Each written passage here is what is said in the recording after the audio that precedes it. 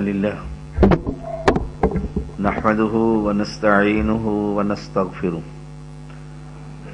ونعوذ بالله من شرور أنفسنا ومن سيئات أعمالنا من يهده الله فلا مضل له ومن يضلل فلا هادي له أشهد أن لا إله إلا الله وحده لا شريك له وأشهد أن محمدا عبده ورسوله أما بعد فإن خير الحديث كتاب الله وخير الهدي هدي محمد صلى الله عليه وسلم وشر الأمور محدثاتها وكل محدثة بدعة وكل بدعة ضلالة وكل ضلالة في النار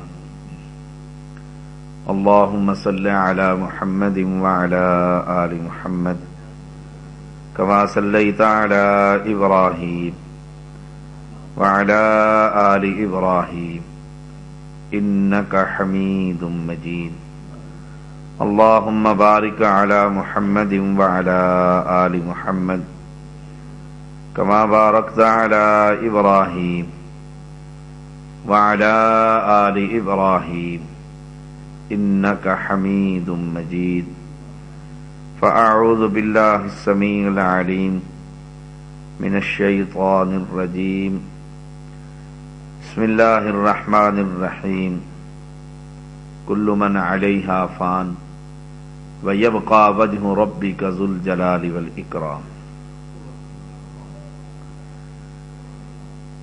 یہ دنیا اور دنیا کا نظام اور دنیا کے انسان ایک دن آنے والا ہے، ان میں سے کچھ باقی نہ رہے گا. آج بھی کل بھی روز اعلانات ہو رہے ہیں کہ فلاں شخص مر چکا ہے، اس کا جنازہ تیار. آج اگر میں کسی کے جنازے کو کندھا دینے کے لیے اس کے گھر کی طرف جا رہا ہوں، کل میرے جنازے پر کوئی کندھا دینے کے لیے آ جائے گا.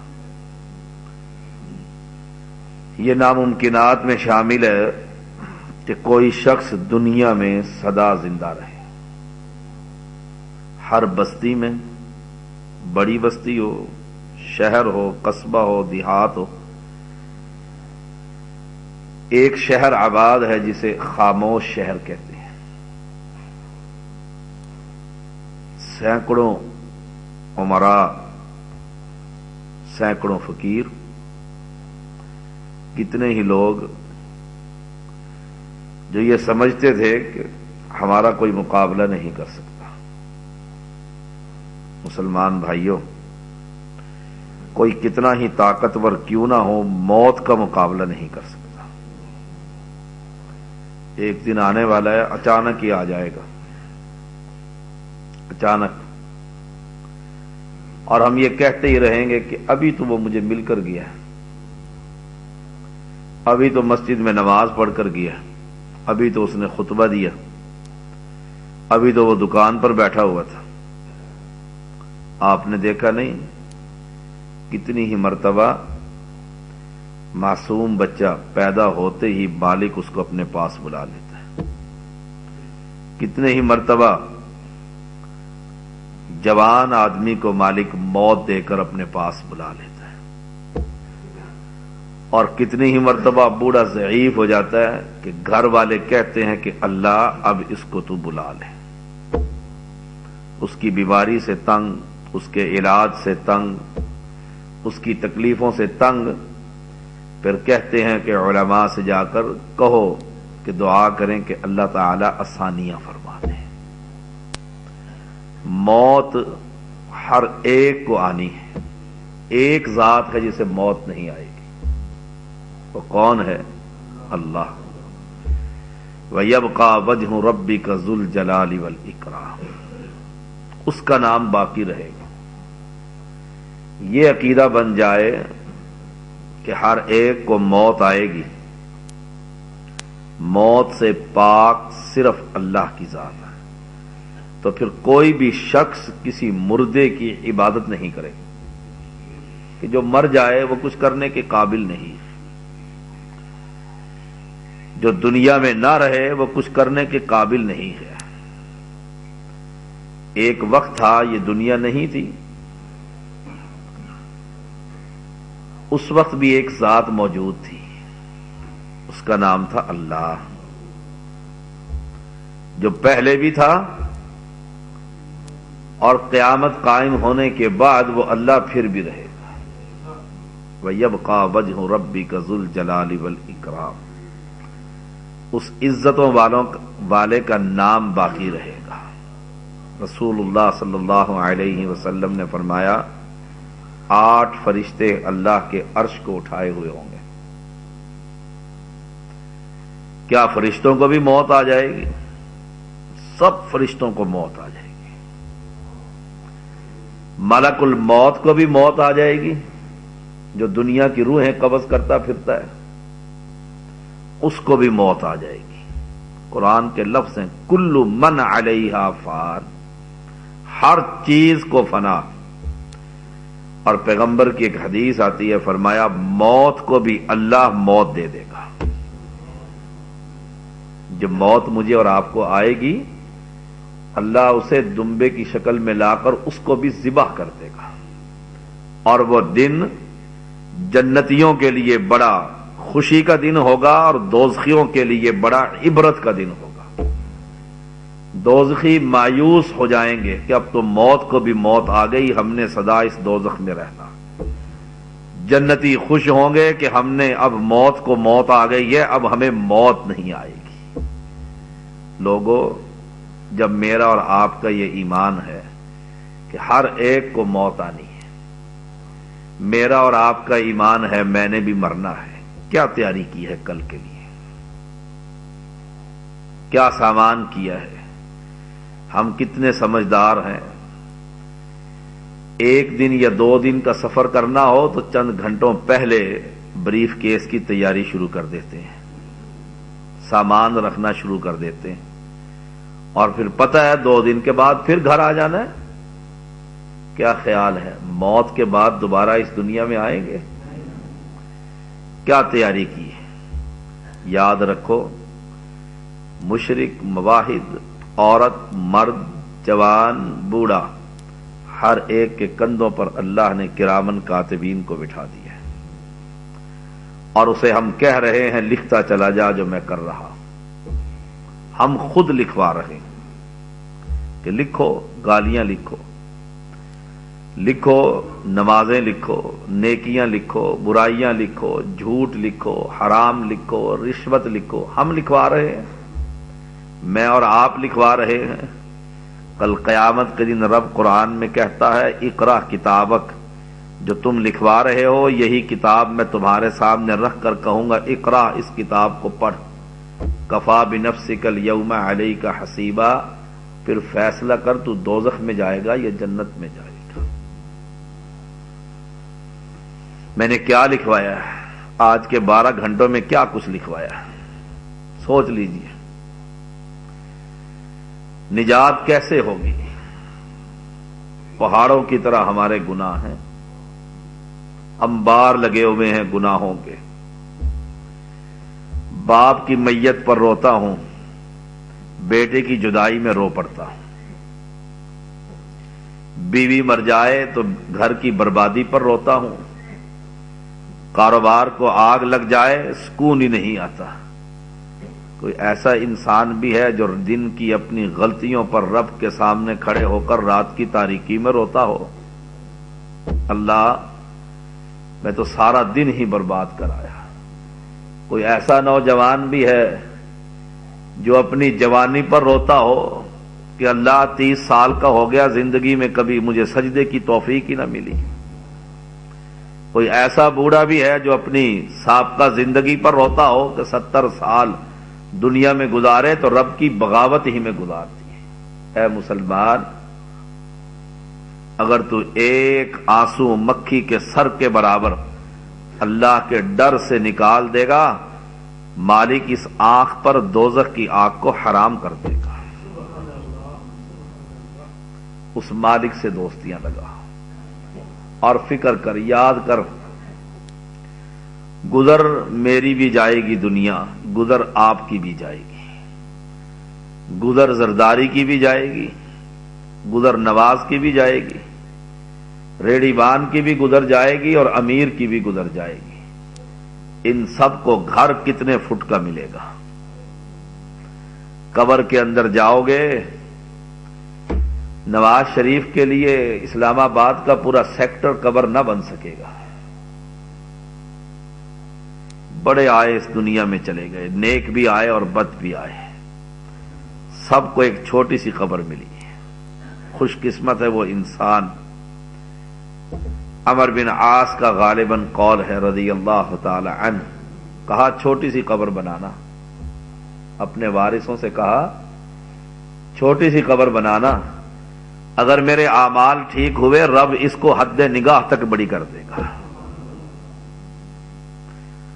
جتنی بڑی بناؤ گے اگر میرے اعمال ہی گندے ہوئے تو وہ بڑا بھی میرے لیے اتنا تنگ ہو جائے گا، ادھر کی پسلیاں دوسری پسلیوں کے اندر رب اکٹھا کر دے گا۔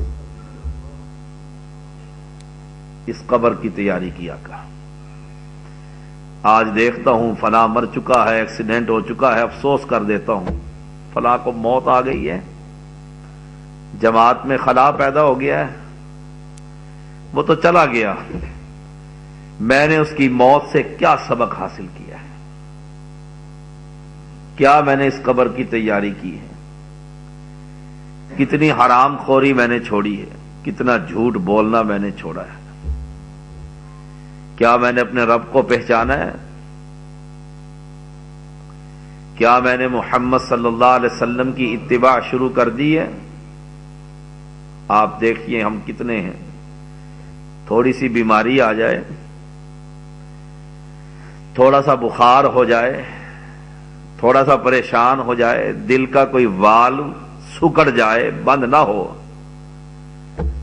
کیسے ترلے لیتا ہے، کیسے منتیں کرتا ہے، بستر پر پڑا ہو ہر آنے والے کو دیکھ کر اپنی آنکھ سے آنسو بہا دیتا ہے، رو پڑتا ہے کہ زندگی کی اب امید باقی نہ رہی۔ جو 7 گٹھڑیاں لے کر جا رہا ہے اس پر رویا کر کہ رب کے پاس اگر اس حالت میں چلا گیا تو سوائے جہنم کے کچھ نہ ملے گا۔ اور مسلمانوں، جہنم کوئی کھیل تماشا نہیں ہے۔ اپنی بیوی کے پاس، اپنی ماں کے پاس، اپنی بیٹی کے پاس بیٹھ کر توے پر پکنے والی روٹی جب پھول جاتی ہے اس میں انگلی ڈال کر دیکھا کر، اس آگ کو، گرمی کو، شدت کو برداشت کر سکتا ہوں؟ توے پر ہاتھ رکھ دیا کر ایسے، پھر دیکھا کر یہ ہاتھ اس توے کی گرمی کو برداشت کر سکتا ہے؟ ہم تو اتنے نازک ہیں، جون جولائی کی گرمی کی ہوا برداشت نہیں کر سکتے، اور رسول اللہ صلی اللہ علیہ وسلم کا فرمان ہے جہنم جس کو بند کر دیا گیا، اگر اس جہنم کو رمضان المبارک میں جس کا دروازہ بند کیا تھا اگر اتنا سوراخ کر دیا جائے جتنا سوئی کا سوراخ ہوتا ہے، کپڑے سب نے پہنے ہوئے ہیں، سلائی ہوئی ہوئی ہے، اس سلائی کے اندر سوئی کا سوراخ نظر آتا ہے؟ نہیں نظر آتا۔ اگر جہنم کے دروازے میں اتنا سوراخ کر کے اہل دنیا، پاکستان اور بر صغیر میں نہیں، پوری دنیا پر صرف وہی ہوا جہنم سے نکلی ہوئی رب بھیج دے، پوری دنیا جل کر راکھ ہو جائے گی۔ اس جہنم سے پناہ مانگا کر، اس جہنم کو سامنے رکھا کر، اس سفر کو سامنے رکھا کر جس کی پہلی منزل قبر۔ عثمان رضی اللہ تعالی عنہ جنتی انسان ہے، داماد رسول ہے، اللہ کے پیغمبر نے نام لے کر کہا تھا عثمان آج کے بعد اگر تو کوئی نیکی کا نہ کرے، رب نے مجھ سے وعدہ کر لیا ہے تجھے جنت کا مالک بنا دے گا۔ یہ عثمان رضی اللہ تعالی عنہ ایک مرتبہ قبر پر بیٹھے ہوئے زاروں کتار رو رہے۔ کسی نے پوچھا عثمان کیوں روتے ہو، داڑھی آنسوؤں سے کیوں تر ہے؟ کہا سفر کی تیاری ہے اور یہ قبر پہلا قدم ہے، پہلی منزل ہے، پہلا گھر ہے، اگر اس میں فیل ہو گیا تو فیل ہی ہوتا چلا جاؤں گا۔ اس قبر کو دیکھ کر رو رہا۔ اس قبر کے اندر 3 سوال ہونے ہیں۔ من ربک، مر ربک، تیرا پالن ہار کون ہے، تیرا لجپال کون ہے، تیرا غریب نواز کون ہے، تیرا بندہ نواز کون ہے، کون ہے مشکل کشا، کون ہے حاجت روا، کون ہے اولاد دینے والا، کون ہے بگڑیاں بنانے والا، کون ہے کشتیوں کو پار لگانے والا، کون ہے رزاق، کس کے ہاتھ میں روزیاں ہیں، کون ہے جو رزق کو کھول دیتا ہے اور بند کر دیتا ہے۔ یہ مر ربک کا ترجمہ ہے۔ جو ساری عمر دنیا کے اندر گنج بخش فیض عالم مظہر نور خدا کہتا رہا کہ خزانے بخشنے والا تو ملتان لاہور کا علی حجویری ہے، وہ قبر میں کبھی نہ کہہ سکے گا ربی اللہ، میرا رب اللہ ہے، کبھی نہ کہہ سکے گا۔ جو ساری عمر دنیا میں یہ کہتا رہا خواجہ نہ دے گا تو پھر کون دے گا، اس کا تو رب پالن ہار تھا ہی نہیں۔ وہ تو دنیا میں کہتا رہا ہے مولا علی ہے شیر خدا میری کشتی پار لگا دینا۔ اس نے اپنے مالک کو پہچانا ہی نہیں، مالک کون ہے؟ مر ربک، تیرا رب کون ہے، پہلا سوال ہوگا۔ اہل توحید کہیں گے ربی اللہ، ہمارا رب تو اللہ ہے، وہی پالن ہار تھا، دنیا کے اندر بھی آج بھی ہے، کل بھی ہوگا، سدا رہے گا۔ اے اللہ ہم نے دنیا میں کبھی نہ کسی لاہوری کو اور نہ کسی ملتانی کو اور نہ کسی بلوچی کو اور نہ کسی سندھی کو نہ کسی کاشمیری کو ہم نے پالن ہار سمجھا ہی نہیں ہے۔ ہمارا تو ایمان ہے وما من دابۃ فی الارض الا علی اللہ رزقها، زمین پر چلنے والے گٹر کے اندر جو کیڑا چل رہا ہے اس کے رزق کا بندوبست مالک کی ذمہ داری ہے۔ ایک ایک شے کے رزق کا بندوبست اس کے ہاتھ میں ہے۔ اللہ یبسط الرزق لمن یشاء ویقدر، جس کے لیے چاہتا ہے رزق کی کنجیاں کھول دیتا ہے، جس کے لیے چاہتا ہے بند کر دیتا ہے۔ کون ہے مر ربک، اپنے عقیدے کی اصلاح کر، ورنہ مرنا مواحد نے بھی ہے، مشرک نے بھی مرنا ہے۔ یہ قبر مشرکوں کے لیے اژدہوں کا اور بچھوؤں کا مسکن ہوگی۔ کیڑے کاٹ کاٹ کے اس نازک جسم کو کھائیں گے، اس جرم میں کہ اس نے اپنے اللہ کو پہچانا ہی نہیں تھا، اس کو خبر ہی نہیں تھی کہ مشکل کشا کون ہے۔ یہ تو صبح اٹھتا تھا تو علی مشکل کشا، شام سوتا تھا تو علی مشکل کشا۔ یہ محرم آ رہا ہے، یکم محرم سے لے کر 40 دن تک اہل شرک اپنے شرک کی خوب آبیاری کریں گے۔ اس میں ایک رب کے نام کا انکار ہوگا۔ نعرے لگانے والے بھی، کپڑے پہننے والے بھی اور ماتم کرنے والے بھی اور ان کو دیکھنے والے بھی سب علی کو مشکل کشا ہی سمجھنے والے ہوں گے۔ ناد علی کا ورد ہوگا، پجتن پاک کے نام کے عقیق انگوٹھیوں میں ڈال کر پہنے جائیں گے، ہاتھوں میں کڑے اور پیروں میں زنجیریں اور بالوں کی لٹیاں چھوڑی جائے گی۔ وہ سمجھتے تھے کہ اللہ کو کیا ضرورت ہے، اس لیے اہل شرک کہہ دیا کرتے ہیں اللہ کے پاس وحدت کے سوا کیا ہے، جو لینا ہے وہ لے لیں گے محمد سے صلی اللہ علیہ وسلم۔ مر ربک، تیرا رب کون ہے، اس سوال کی تیاری کیجیے، اپنے عقیدے کا کھول کھول کر قرآن کے مطابق اس کی اصلاح کیجیے اور مان لیجیے، عقیدہ توحید کا اقرار کر لیجئے کہ ایک رب کے سوا کائنات میں کوئی کچھ نہیں کر سکتا، وہی بادشاہ ہے۔ کیوں کچھ نہیں کوئی کر سکتا؟ اس لیے کہ سب کو موت آئے گی اور اس رب کو موت نہیں آئے گی۔ اللہ لا الہ الا هو الحی القیوم، حی و قیوم صرف اللہ کی ذات ہے۔ کائنات کے اندر سب سے افضل ترین انسان محمد الرسول اللہ صلی اللہ علیہ وسلم، اس سے افضل انسان اللہ تعالی نے پیدا ہی نہیں کیا ہے۔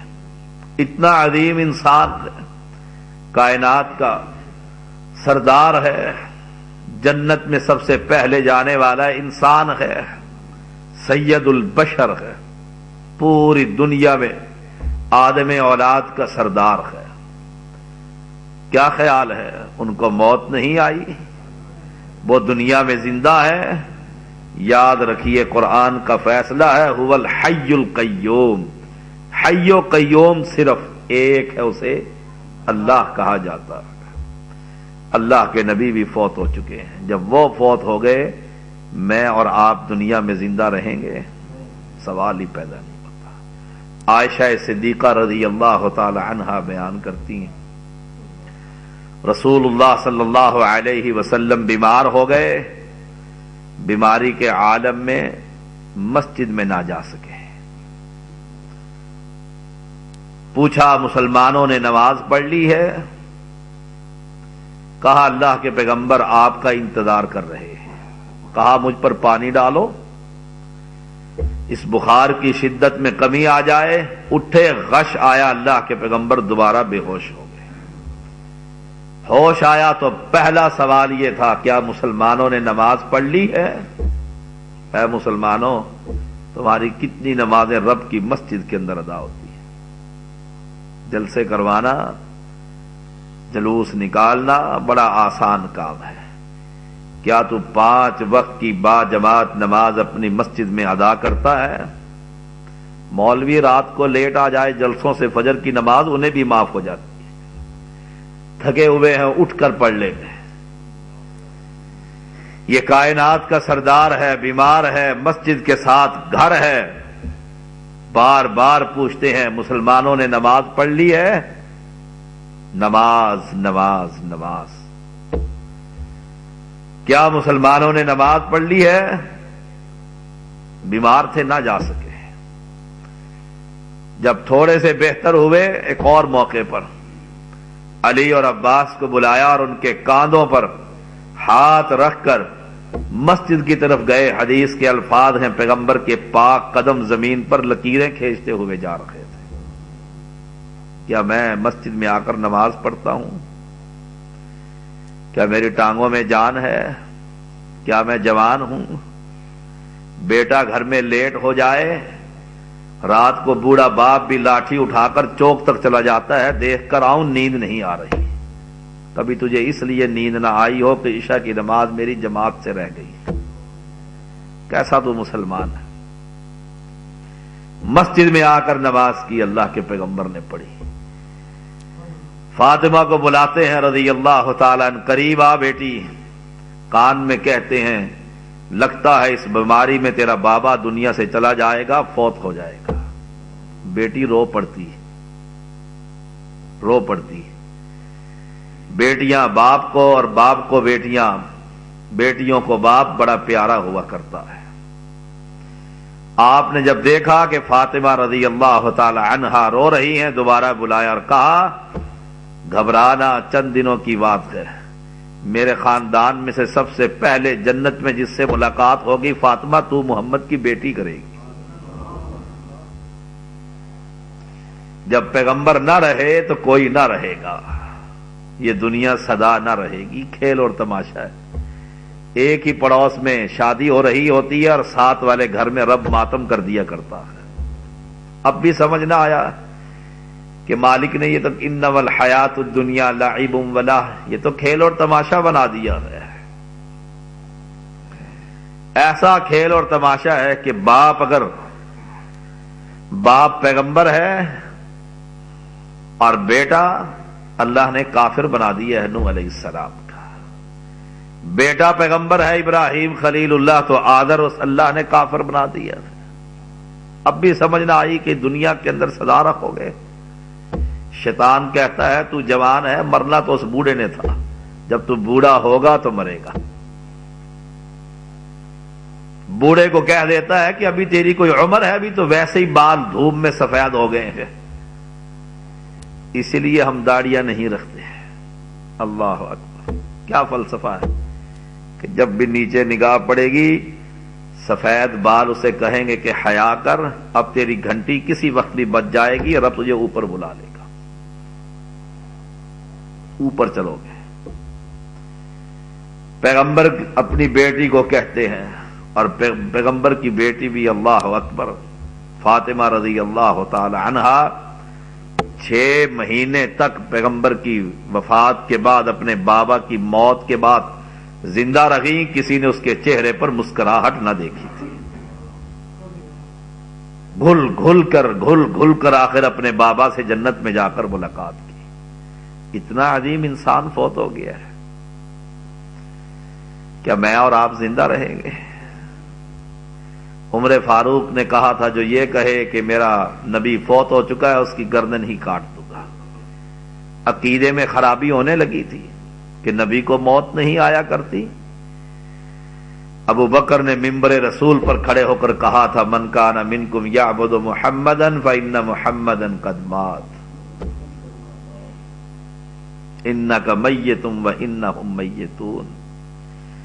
پچھلے دنوں ایک جماعت کا رسالہ پڑھ رہا تھا.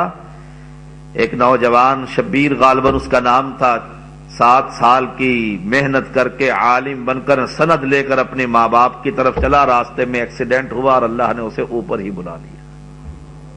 کیا عزائم ہوں گے اس کے کہ گھر جاؤں گا، ماں ماتھا چومے گی، باپ پیار کرے گا کہ میرا بیٹا عالم بن گیا ہے. خوش قسمت ہے وہ لوگ جس کی اولاد دین پڑھتی اور پڑھاتی ہے.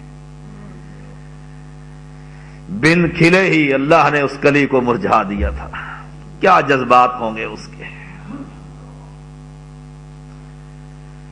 ابھی حافظ داؤد صاحب بتا رہے تھے ان کے علاقے میں ایک ڈاکٹر صاحب، ڈاکٹر زبیر صاحب نماز کے لیے رکے ہیں. لوگوں نے کہا آگے پڑھ لیں گے، کہا وقت ہو چکا ہے نماز پڑھ لو. اس سے اگلی نماز اسے دنیا میں میسر نہ آئی. کیسے سمجھاؤں کہ موت ہمارا پیچھا کیسے کر رہی ہے. ہر وقت موت کے منہ میں چل رہے. مسلمانوں ہم تو اس پانی کے بلبلے کی طرح ہیں جسے بچہ پانی کے اندر صابن حل کر کے ہوا میں اڑاتا ہے، سپرنگ کے اندر ڈال کر بلبلے بنتے ہیں. کوئی یہاں پھٹتا ہے، کوئی وہاں پھٹتا ہے، کوئی وہاں پھٹتا ہے. ہم اتنے کمزور ہیں جو سانس اندر لے جا رہے ہیں باہر لانے پر قادر نہیں ہیں. اتنے کمزور ہیں ہم، اتنے ضعیف ہیں. ہم اپنی زندگی کا ایک لمحہ لا یستاخرون ساعۃ ولا یستقدمون، نہ آگے کر سکتے ہیں نہ پیچھے کر سکتے ہیں.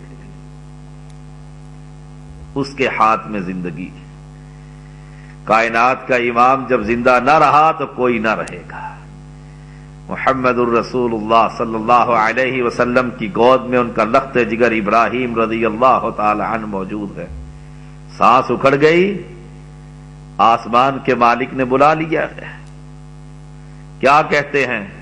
اے ابراہیم، آنکھیں آنسو بہا رہی ہیں اور دل بڑا غمگین ہے، لیکن بات وہی کہوں گا جو رب جس سے راضی ہوگا. کون ہے دنیا میں زندہ رہے گا؟ قرآن مجید پڑھ کر دیکھ لیں، جگہ جگہ پر قرآن مجید کے الفاظ. کوئی پیغمبر دنیا میں زندہ نہ رہا، کوئی ولی دنیا میں زندہ نہ رہا، کوئی صالح انسان دنیا میں زندہ نہ رہا. میں اور آپ تو پتہ نہیں کس باغ کی مولی ہے. وہاں جب جائیں گے نامۂ اعمال میں غلطیاں ہی غلطیاں. اے مسلمان، اے نوجوان، اے بزرگ، اے بچے، اس دنیا میں اپنی زندگی کے اندر رب کے سامنے اپنے گناہوں کی معافی مانگ لے، اپنے رب سے معافی مانگ۔ ایک مرتبہ تو کہہ دے، حدیث کے الفاظ ہیں، ایک شخص کو دوزخ میں ڈالا گیا، پوچھا گیا اس کا جرم کیا ہے؟ کہا یہ ایسا بدبخت ہے اس نے پوری زندگی میں ایک مرتبہ بھی یہ نہیں کہا تھا رب اغفر لی، اللہ مجھے بخش دے، ایک مرتبہ بھی نہیں کہا تھا۔ اس قبر کی تیاری کیجئے جس کے اندر پہلا سوال عقیدے کا ہوگا، من ربک، تیرا رب کون ہے؟ پہلے سوال کی تیاری کیجئے۔ شیطان دھوکہ دیتا ہے کہ 20 سال ہو گئے، 30 سال ہو گئے، 40 سال ہو گئے، کبھی ہم نے نماز پڑھی نہیں ہے، لوگ کیا کہیں گے؟ 100 چوہے کھا کر بلی حج کو چلی ہے، لوگ یہی کہیں گے۔ کل یہ ڈاکو تھا، عزتوں کا لٹیرا تھا، آج یہ مسجد میں جا کر سجدے کر رہا ہے۔ یہ شیطان اسے دھوکہ دیتا ہے، کوئی ضرورت نہیں۔ اگر رب نے جنت میں بھیجنا ہوا، قسمت میں لکھا ہوا تو وہ بھیج دے گا۔ تقدیری قدریہ بحث کرتے ہیں، اگر تقدیر میں لکھا ہوا ہوگا تو ایسے ہی ہوگا۔ اے مسلمان، اپنے رب سے ذرا دوستی لگا کر تو دیکھ۔ قرآن مجید کے الفاظ ہیں، اگر تیری 100 سال کی عمر ہو چکی ہے اور اب خیال آ گیا ہے گناہ اس لیے نہیں کرتا کہ دیوار پر چڑھ نہیں سکتا، ڈاکہ ڈال نہیں سکتا، آنکھیں بینائی خراب ہو چکی ہے، اس لیے غلطیاں نہیں کرتا، قرآن کا اعلان ہے الا من تاب وآمن وعمل عملا صالحا، توبہ کر لے، ایمان کا مظاہرہ کر، مقبروں سے اور قبروں سے، تعویذوں سے اور منکوں سے، ملنگوں سے اور مجذوبوں سے اپنے دامن کو علیحدہ کر کے اپنے رب کی طرف پلٹ آ، وعمل عملا صالحا، اور نیک عمل کر۔ نیک عمل میں سب سے پہلا عمل کیا ہے؟ پوچھا اللہ کے نبی سے عبداللہ ابن مسعود رضی اللہ تعالی عنہ نے، اللہ کے پیغمبر کون سا عمل افضل ہے؟ فرمایا وقت پر نماز کو ادا کرنا، وقت پر نماز کو پڑھنا۔ میں تو باہر نکلتا ہوں، نمازیں جمع کر لیتا ہوں، ایک چھوٹ جاتی ہے تو دوسری پڑھ لیتا ہوں،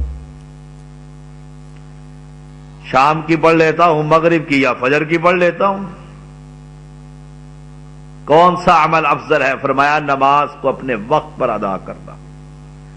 یہ نہ کہا کر کہ ابھی وقت نہیں ہے، مصروف ہوں، نماز کو یہ نہ کہا کر، کتنی ہی مرتبہ اللہ اس مصروفی کے اندر ہی اٹھا لے گا، خبر بھی نہ ہوگی۔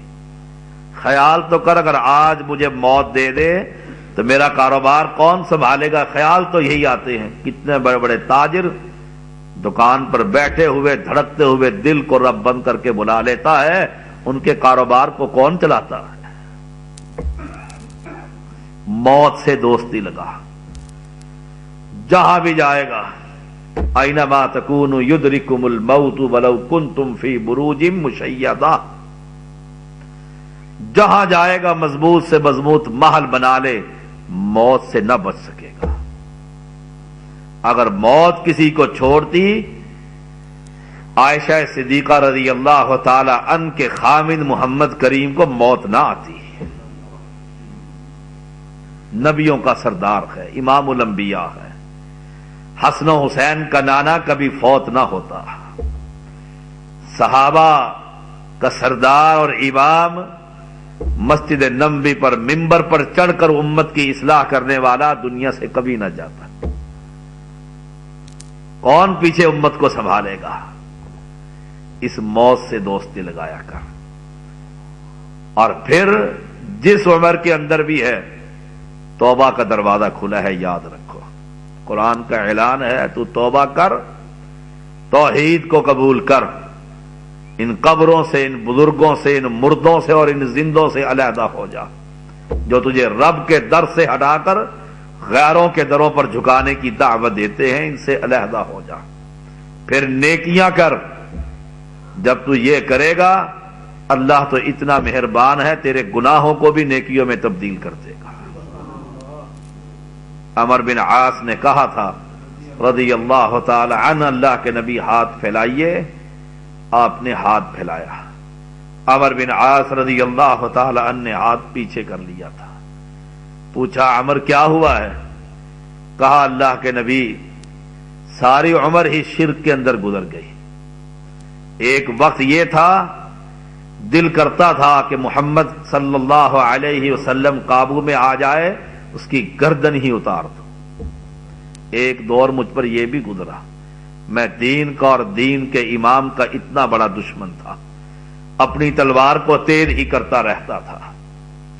اے اللہ کے نبی ایک شرط چاہتا ہوں۔ فرمایا کیا شرط ہے؟ سابقہ زندگی کا کیا بنے گا؟ اللہ کے پیغمبر نے فرمایا عمر کیا تجھے خبر نہیں جب تو ہی توحید کو قبول کرے گا اللہ تیری نیکیوں گناہوں کو بھی نیکیاں بنا دے گا۔ الا من تاب وآمن وعمل عملا صالحا فاولئک یبدل اللہ سیئاتہم حسنات۔ اللہ گناہوں کو نیکیوں میں تبدیل کر دے گا۔ اس رب سے دوستی تو لگا، تیریاں دوستیاں اور تیرا پیار، تیرا اٹھنا اور تیرا بیٹھنا۔ نماز کیوں نہیں پڑھتا؟ دوستوں کی محفل میں مصروف ہوں، سارے ہی بے نماز ہیں۔ گانے کیوں سن رہا ہے؟ داڑھی کیوں منڈوا رہا ہے؟ دین کا کیوں دشمن بنا ہوا ہے؟ سوسائٹی ایسی ہے۔ یہ فلم کیوں چلا رہا ہے؟ دوست کہہ رہے ہیں دوست ناراض نہ ہو، یہی بات ہے نا۔ سود کیوں کھا رہا ہے؟ دوست کیا کہیں گے ہمارا ساتھ نہیں دیتا؟ برادری کی وجہ سے، سوسائٹی کی وجہ سے، معاشرے کی وجہ سے، دوستوں کی وجہ سے کہ یہ لوگ ناراض نہ ہوں، یہ لوگ ناراض نہ ہو۔ ان لوگوں کا رب ناراض ہوتا ہے تو ہو جائے۔ کیا میری اور آپ کی یہی کیفیت نہیں؟ الا ماشاء اللہ۔ اور یاد رکھ امیر المؤمنین عمر بن خطاب رضی اللہ تعالی عنہ کو جب خلافت ملی تھی، ایک غریب سے آدمی نے آ کر کہا تھا عمر رضی اللہ تعالی عنہ تجھے نصیحت کرنے کے لیے آیا ہوں۔ آپ کھڑے ہو گئے، کہا کیا کہتا ہے؟ کہا امیر المؤمنین مسلمانوں کے خلیفہ ہے، نصیحت کر رہا ہے ایک عام مقتدی۔ کہا کیا کہتا ہے؟ کہا امیر المؤمنین ایک بات سمجھاتا ہوں، یاد کر لو، کبھی بھی لوگوں سے ڈر کر اپنے رب کی بغاوت کبھی نہ کرنا۔ لوگ کیا کہیں گے؟ داڑھی کیوں؟ لوگ کیا کہیں گے؟ کالج کے دوست کیا کہیں گے؟ محلے کے لوگ کیا کہیں گے؟ یہ بھی وہابی ہو گیا ہے۔ لوگ کیا کہیں گے؟ برادری کیا کہے گی؟ ناک کٹوا ڈالی ہے۔ کہا اے عمر رضی اللہ تعالی عنہ کبھی لوگوں سے ڈر کر رب کی بغاوت نہ کرنا۔ لوگ تو پھر بھی ناراض رہیں گے، اور اگر رب ناراض ہو گیا تو پھر کیسے راضی کرے گا؟ ساتھ کیا کہا؟ اپنے رب کی اطاعت کرتے رہنا۔ جب لوگ ناراض ہوں گے، ان لوگوں کے دل رب کے قبضے میں ہے، ان سب لوگوں کو اے عمر تیرے رب مطیع کر دے گا۔ آج ہم لوگوں کے ڈر سے نہیں کرتے۔ باپ مر گیا ہے، تیجا نہ کروں گا تو لوگ کیا کہیں گے؟ برادری والے کیا کہیں گے؟ اب تو ہمیں بھی بیماری پڑ رہی ہے کہ تیسرے دن جلسہ ہی رکھوا لو کسی عالم کا، تقریر ہی کروا لو، کان کو ایسے نہیں تو ایسے پکڑ لو۔ لوگوں سے ڈر کر مسلمانوں ڈر صرف ایک ذات کر، وہ اللہ ہے۔ دنیا سے چھپ جاؤ گے۔ دیکھا نہیں ہے مولوی دیکھ لیتا ہے مسجد میں آ کر، کوئی نہیں دیکھ رہا، غلہ توڑ کر پیسے جیب میں ڈال لیتا ہے۔ چور دیکھ لیتا ہے، کوئی نہیں دیکھ رہا، دوست نہیں دیکھ رہے، اہل محلہ نہیں دیکھ رہے۔ کیا کبھی کوئی کہہ سکتا ہے کہ مالک نہیں دیکھ رہا؟ جہاں جائے گا اس رب کی زمین بھی ہوگی، اس رب کا آسمان بھی ہوگا، رب کی نگاہ بھی ہوگی۔ وہ تو رب ہی اتنا صابر ہے، تو رب کو گالیاں دیتا ہے، رب تجھ پر اپنی نعمتوں کی بارش کر رہا ہے، اور رب بڑا صابر ہے۔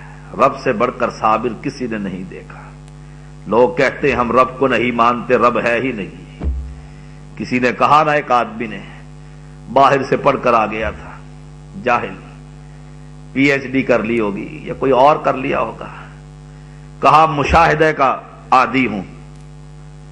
مشاہدہ تم کہتے ہو کہ رب ہے، اللہ ہے، دکھاؤ مجھے اللہ۔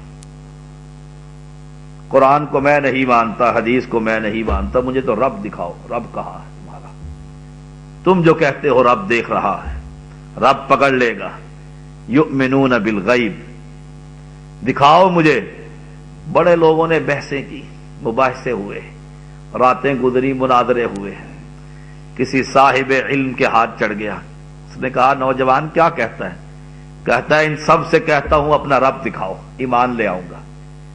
اس نے دو ہی سوال کیے تھے، کہا مجھے بتلا اے نوجوان، تم جو کہتے ہو، اس نے کہا تھا آسمان اللہ نے بنایا، زمین اللہ نے بنائی، بندے اللہ نے بنائے، ہر شے مالک نے پیدا کی ہے، اس کا خالق تو دکھاؤ، کہاں ہے تمہارا خالق؟ دیکھنے کا عادی ہوں، دیکھ کر ایمان لاؤں گا۔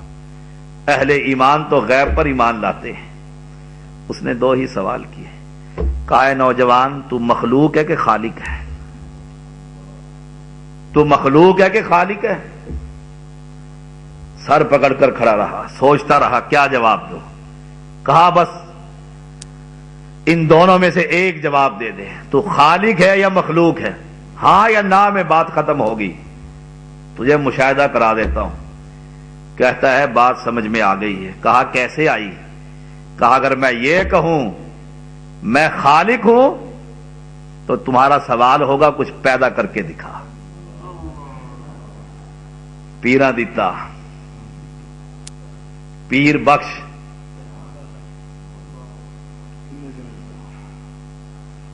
اگر تو خالق کہوں کہ میں خالق ہوں، تیرا دوسرا سوال یہ ہوگا بابا اے نوجوان کچھ پیدا کر کے دکھا۔ اور میں کیا، پوری کائنات کے بزرگ مل کر ایک پتا بھی پیدا نہیں کر سکتے۔ ابھی سوال نہ آئی قبر کی، مر ربک، تیرا رب کون ہے، سمجھ نہ آئی؟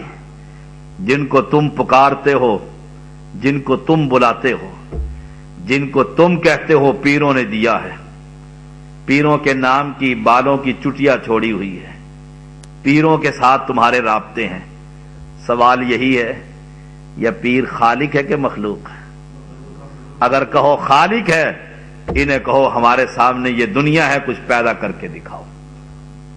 جاؤ سارے قل ادعوا شرکاءکم، ساروں کو بلا لو، کم از کم گجرانوالہ کے ہی بزرگ جمع کر لو اور کہو اس شاہ صاحب کے بچے کا کان نہیں ہے، کان ہی پیدا کر دو، ایک درخت ہی پیدا کر کے دکھا دو، ہاتھ کا یہ چھوٹا سا ناخن ہی پیدا کر کے دکھا دو۔ کہا نوجوان اگر تو یہ کہے میں یہ کہوں، نوجوان نے کہا میں خالق ہوں، آپ کا سوال ہوگا کچھ پیدا کر کے دکھا، میں تو کچھ بھی پیدا نہیں کر سکتا۔ اور اگر یہ کہوں جب میں خالق نہیں تو لازمی بات ہے میں مخلوق ہوں، تو آپ کا اگلا سوال ہوگا خالق دکھا۔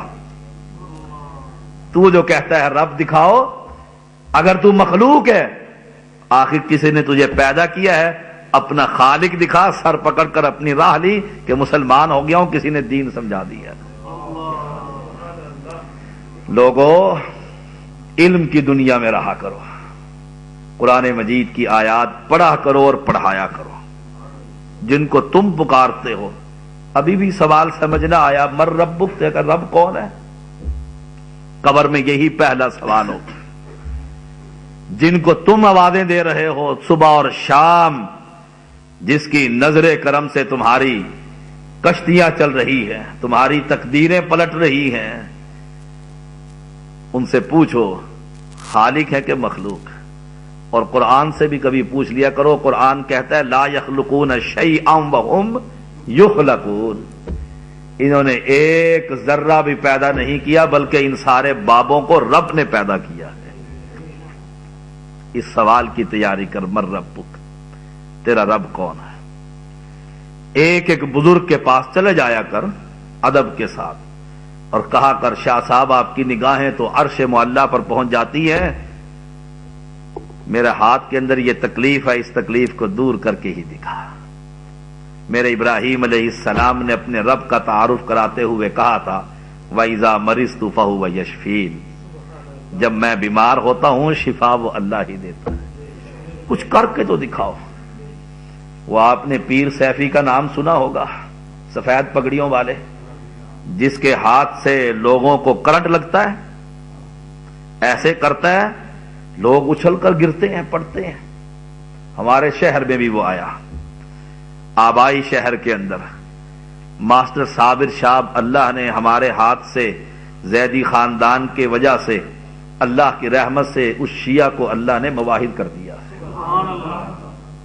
جنرل سیکٹری تھا اپنے ضلع کا، اہل حدیث ہو گیا، توحید کا کرنٹ اور ایمان تھا۔ لوگوں نے کہا کرنٹ لگانے والا پیر آیا ہے، کوئی اس سے ہاتھ ڈالتا ہے تو تڑپ اٹھتا ہے، ہاتھ کے اشارے کرتا ہے تو لوگ تڑپ اٹھتے ہیں۔